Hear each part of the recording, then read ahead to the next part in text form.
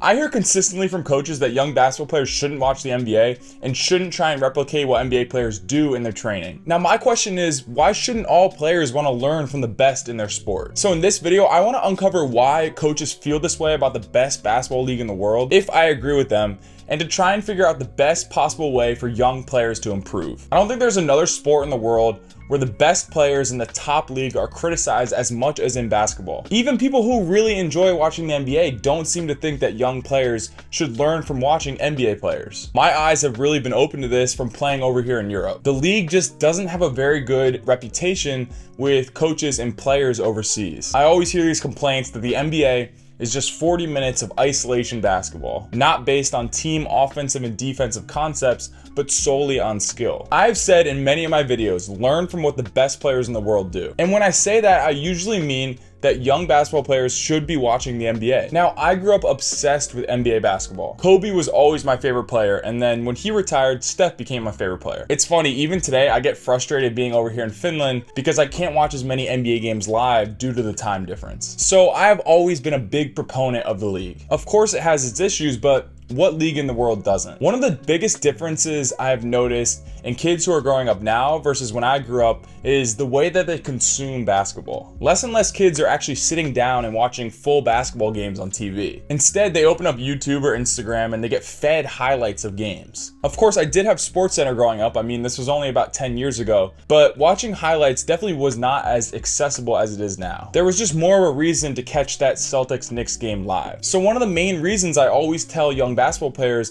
to watch the NBA is because of this change. I think it's so important to watch full basketball games at any level because that's how you pick up on important nuances that just watching highlights won't show you. But the question I'm trying to answer isn't really should young players watch the NBA, it's should they learn from it. I think the main argument that coaches make against watching the NBA is that the way the game is played at that highest level is misrepresentative of basketball as a whole. In almost every NBA game, you're gonna see explosive dunks, deep three-pointers, isolation scoring, and flashy passes. If a youth coach is out there trying to teach the game in a fundamental way, but have young players who just wanna go out and mimic Steph Curry's incredible shooting or Luka's dominant isolation scoring, of course they're gonna blame the NBA. Now, my gut response to this issue always has been, shouldn't a kid who wants to be the best player possible try and replicate what the best players do? This sounds logical on paper, but the thinking is actually flawed on my part. Let's use Steph as an example. We have to remember that the high school version of Steph Curry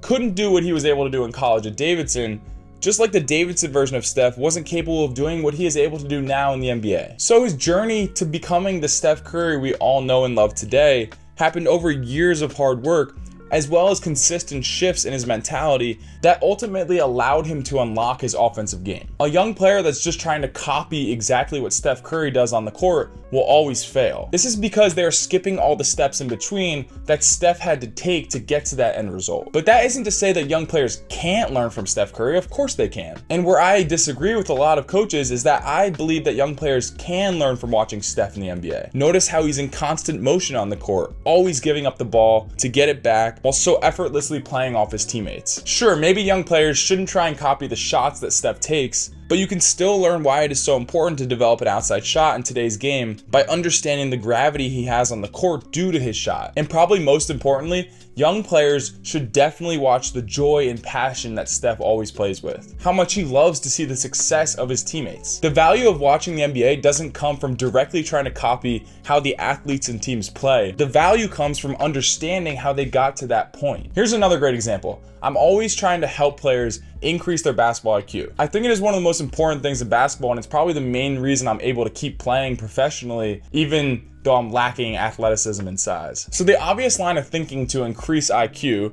would be to watch someone like Jokic and try and exactly replicate the reads he's able to make over the course of a game. But let's just be honest, you won't be able to replicate Jokic, and neither will I. What we can do is try and replicate what made him such a high IQ player in the first place. Sure, I do believe some of it is inherent. However, why do we see smaller point guards as normally having a higher basketball IQ than bigs? It's not because shorter players have a different gene that just allows them to see the court better. I think it's because over time, guards are forced to make more reads on the court due to the fact that they have the ball in their hands more. Sure, they're also going to make more mistakes than bigger, non-ball dominant players, but through these mistakes, they're also learning. Jokic grew up playing in Serbia, and he played a style where he had the ball in his hands all the time. So he was forced to make decisions. He was forced to learn how to hit backdoor cutters and find open shooters. If you are a young player, don't try and make the same passes that Jokic makes. Instead, make sure you put yourself in situations where you have to handle the ball, where you are forced to make decisions no matter how tall you are. You see the line of thinking I'm trying to work with here? Learn more from the player's journey, not necessarily from their result. We can quickly look at some other standouts who are in the league today. Giannis is a superstar who might play harder than literally anyone else in the NBA. Tyrese Halliburton gets excitement out of creating open shots for his teammates. And Tyrese Maxey plays the game with such joy,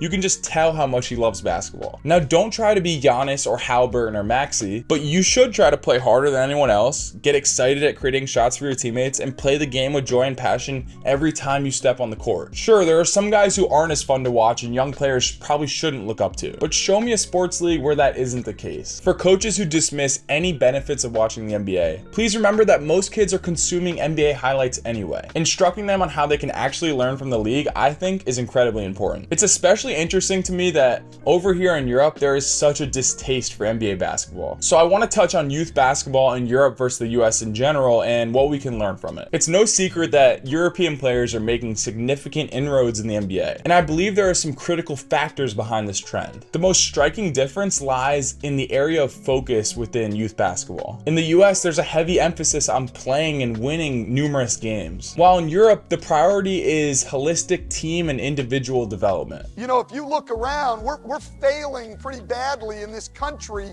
as a whole in teaching people basketball skills. We are much more interested in playing games and winning and losing at a young age than we are in skill development. You have to make a decision if you want to teach the kids that you're coaching how to play basketball, or if you just want to win games, because there's a big difference. I played AAU basketball every year from 5th grade on growing up. The routine was pretty standard. A couple of practices during the week, followed by a whirlwind of 4 to 5 games over the weekend at a tournament. Fortunately for me, once I reached high school, my focus significantly changed when I met my trainer, Carrie. I trained virtually every day, balancing this with my regular AAU practices and that game-heavy schedule. Now, this additional focus on skill development was really pivotal for me. Without it, my growth in basketball definitely wouldn't have been as great. Currently in Nokia, Finland, where I'm playing professionally, I've observed a very different approach to developing youth talent. Here, children as young as 12 start their journey within the BC Nokia program, and they're introduced to the game's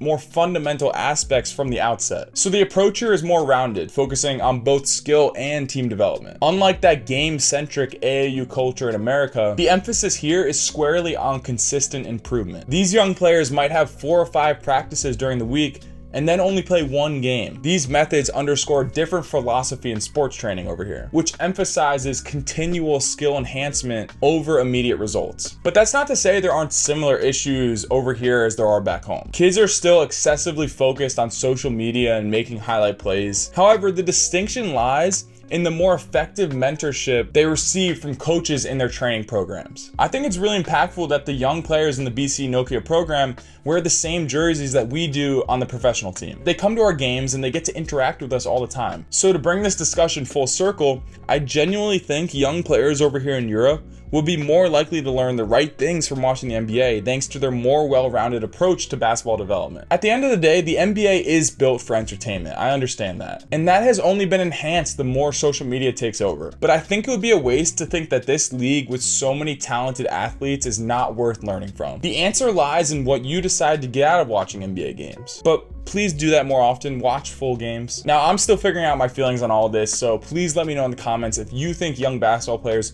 should be watching the NBA. And if you think you deserve more playing time, watch this video on the secret to playing time that nobody wants to tell you. This has been a really fun one. I appreciate all of you, and I'll see you next time.